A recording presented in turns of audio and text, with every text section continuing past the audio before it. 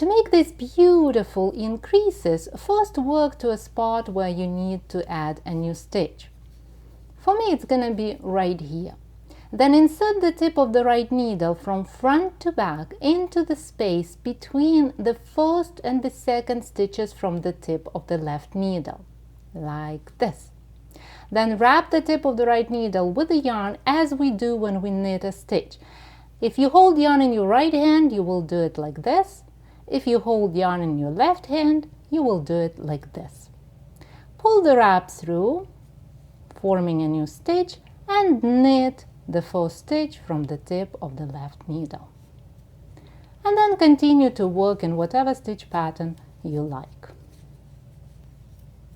When we make these increases in every other row and stack them on top of each other, they form a beautiful decorative line with a slightly lacy effect, perfect for shawls and raglan lines of top-down sweaters.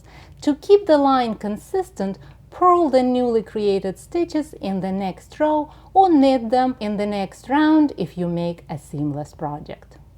If you find this tutorial helpful, please subscribe to my channel and click the bell icon to be notified every time I publish a new video. Happy knitting, my friend. I'll talk to you in the next tutorial.